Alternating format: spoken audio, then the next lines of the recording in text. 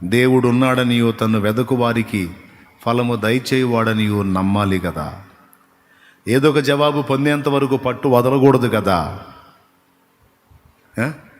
ప్రార్థన మొదలు పెడతారు కొన్నిటి కోసం, దానికి పూర్తిగా ఒక సమాధానం రాకముందే మానేస్తారు ప్రార్థన చేయటం. అంటే ఏంటి? నమ్మకం ఉండదో జవాబు వచ్చిద్దని.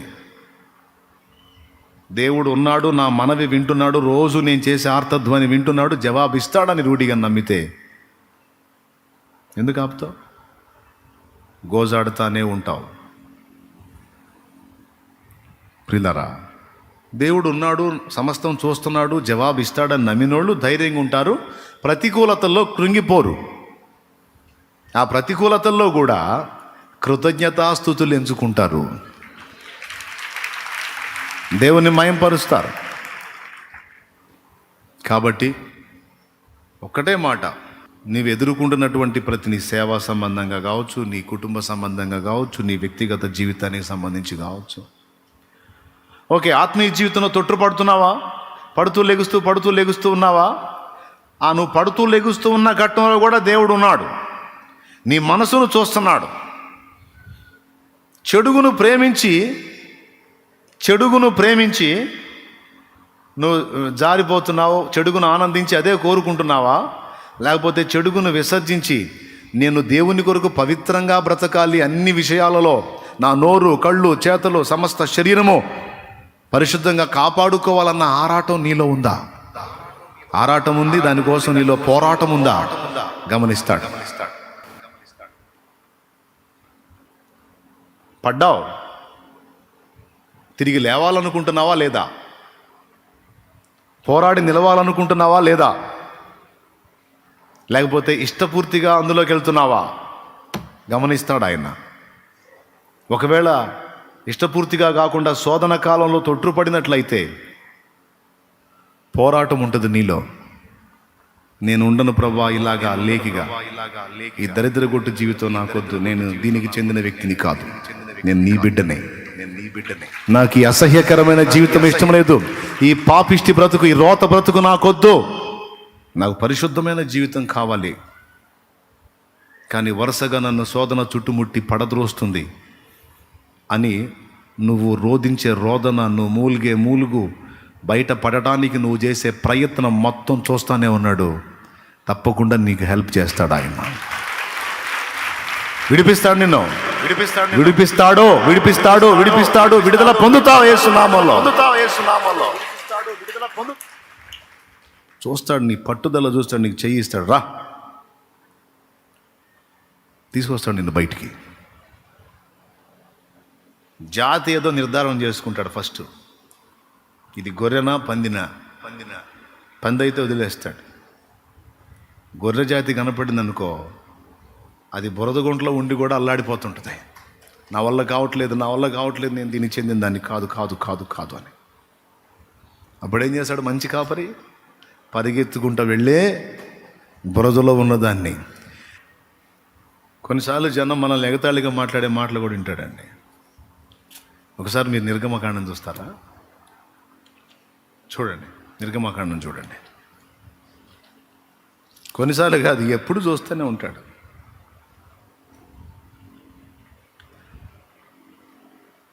రెండు 14 చదువు.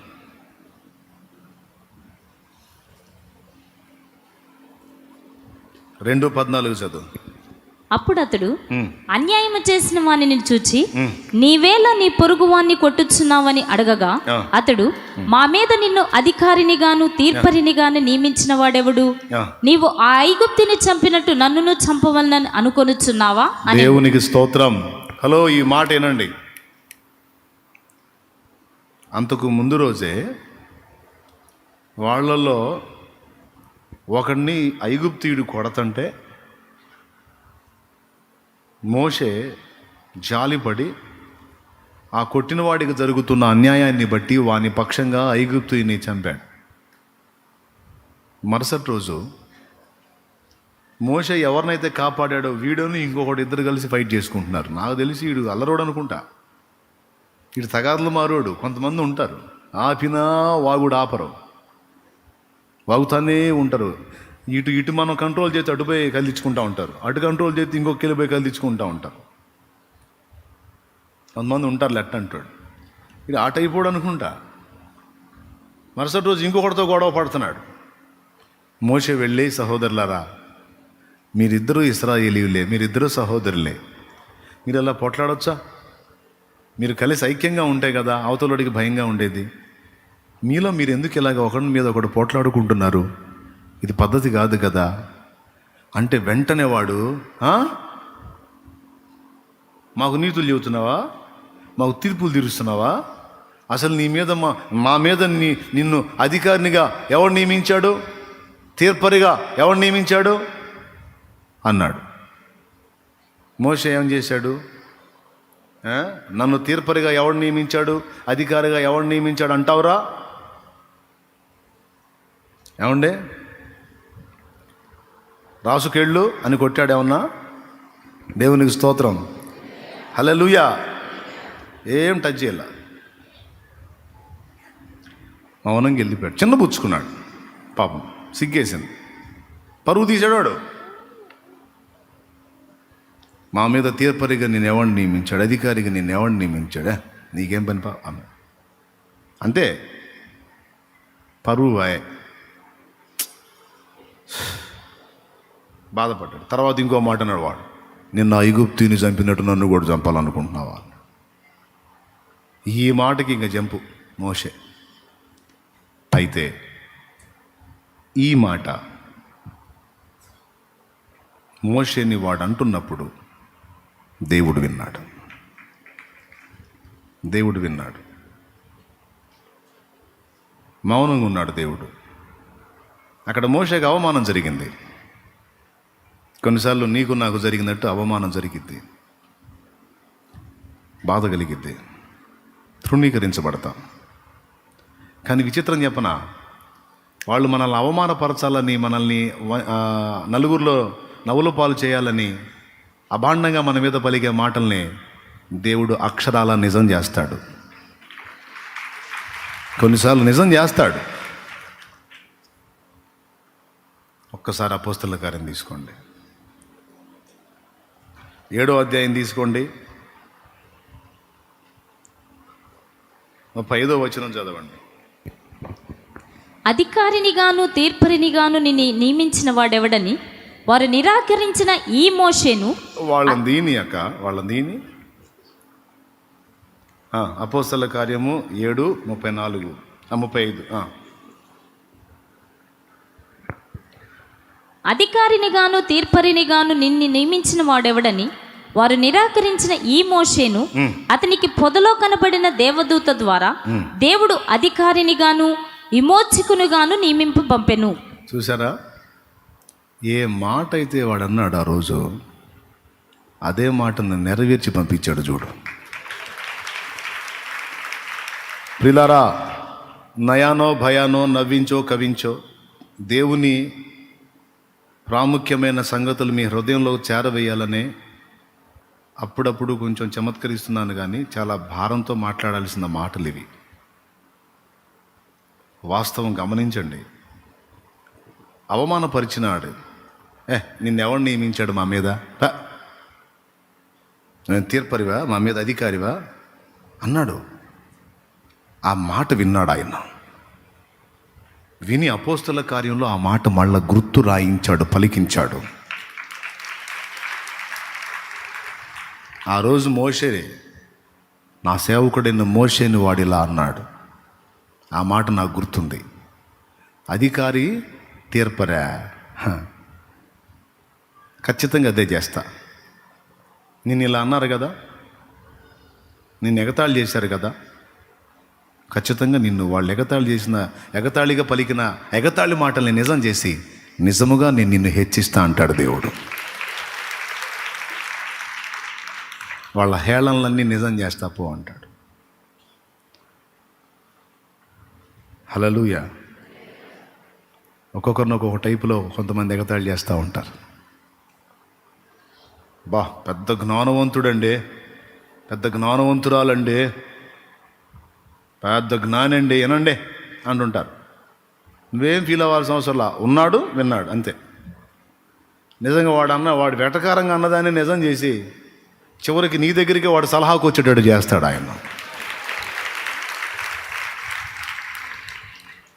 భక్తుడండి, భక్తురాలండి ఎగతాళి.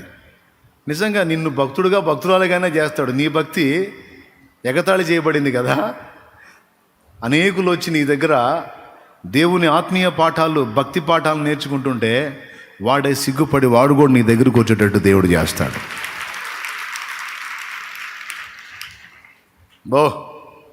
పెద్ద ప్రసంగికుడండి, మహాప్రసంగికుడండి, వెటకారం చేయొచ్చు.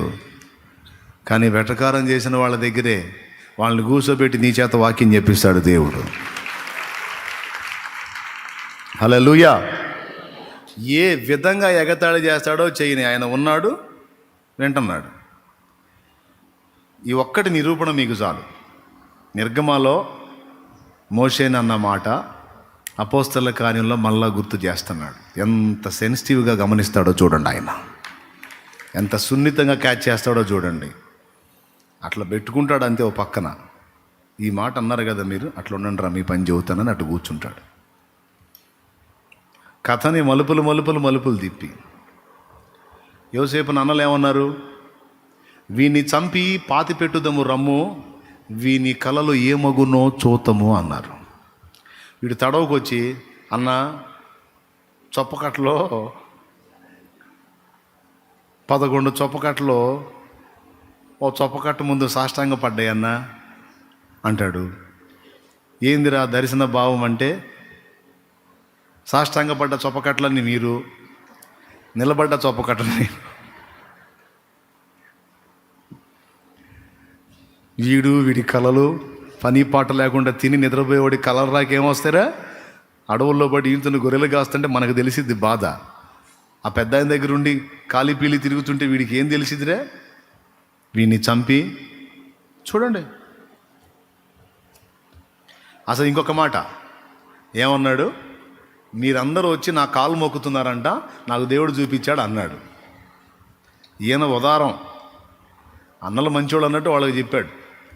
సహజంగా అన్నలు ఏమంటారంటే, నిజంగా అంత గొప్పోడు అయితే ఇంకా కావాల్సిందే ఉందిరా తమ్ముడా, నిజంగా దేవుడు నిన్ను అంత గొప్పోడిని చేస్తే మేమందరం నీకు సాష్టాంగ పడే అంత గొప్పోడిని నిన్ను చేస్తే ఇంకా కావాల్సింది ఏముందిరా?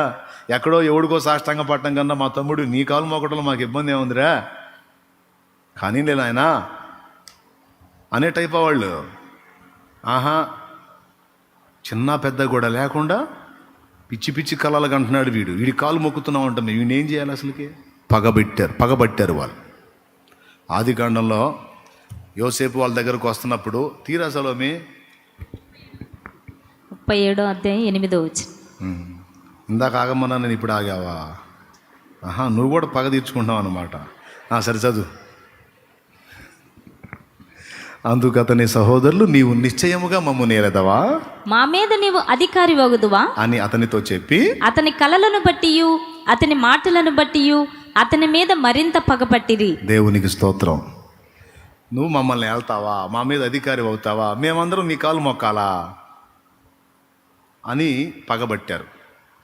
తర్వాత యోసేపు వాళ్ళ దగ్గరికి వెళ్తున్నప్పుడు వీడిని చంపేద్దాం, అప్పుడు వీడు మనకు చెప్పాడే మనం వాడి కాలు మొక్కుతామని, వాడు మన మీద అధికారి అవుతాడని, వెళ్తాడని చెప్పాడే, అవన్నీ బుస్ అయిపోతాయి అని చంపేద్దాం అని యోసేపు వాళ్ళని పలకరిద్దామని తండ్రి చేత పంపబడి అన్నల దగ్గరికి వస్తుంటే వాళ్ళు ఏమనుకున్నారు?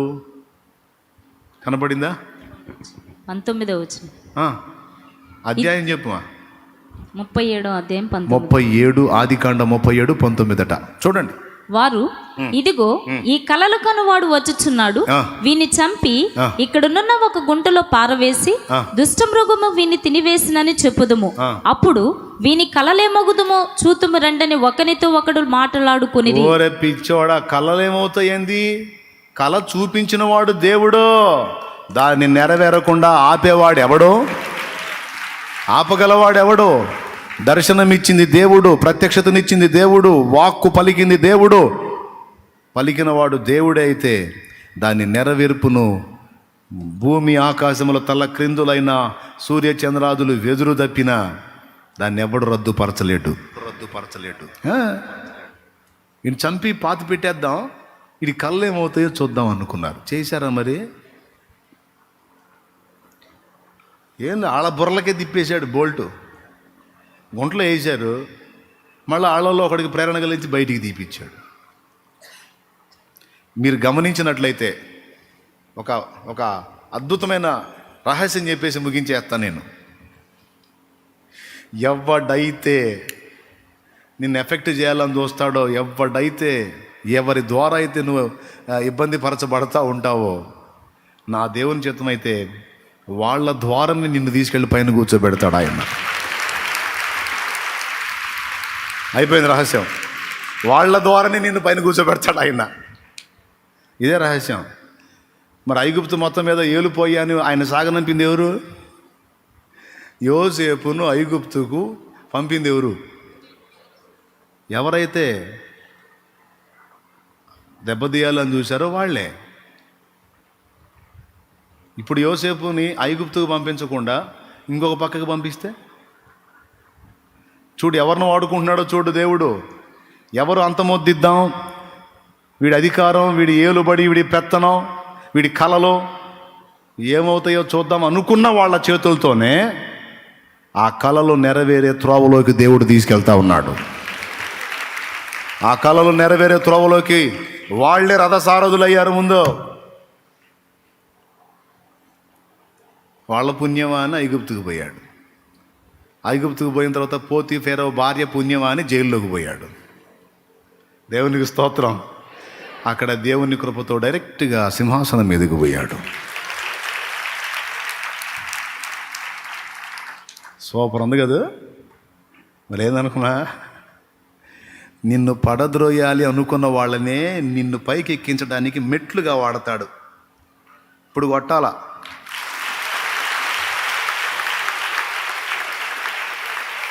వాళ్ళనే వాడతాడు. నిన్ను నాశనం చేయాలనుకున్న వాళ్ళనే వాడతాడు ఆయన. మహారోషం పంతం పెట్టుకుంటే మనుషులతో పెట్టుకోవచ్చు, కానీ దేవుడితో పెట్టుకోకూడదు.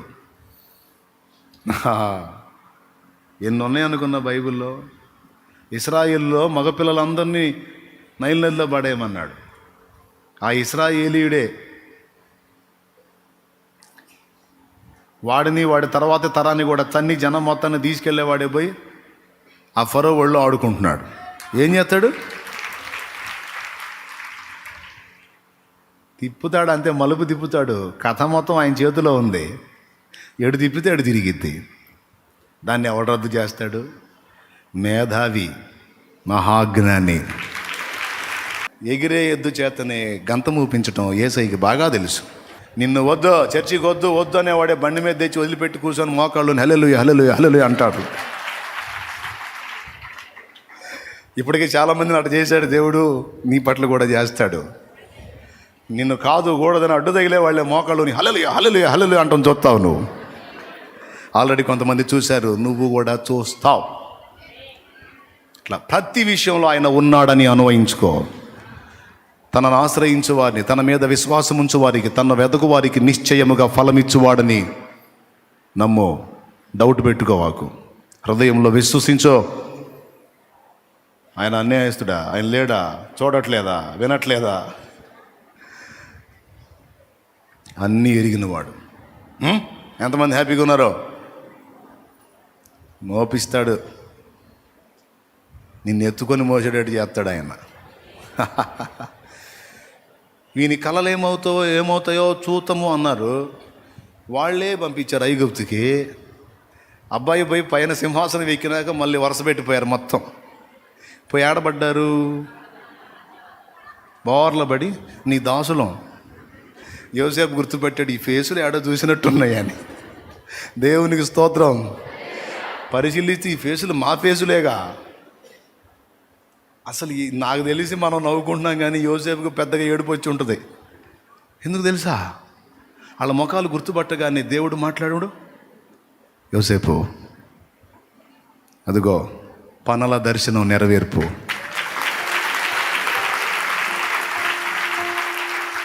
మాట ఇస్తే తప్పను నాయన, ఇదిగో మాట ఇచ్చాను, నెరవేర్చాను. మరి లేడా? చెప్పు, ఇప్పుడు చెప్పు, ఉన్నాడా లేడా? మరెందుకు ఇంకా దిగులు ఎందుకు, భయం ఎందుకు?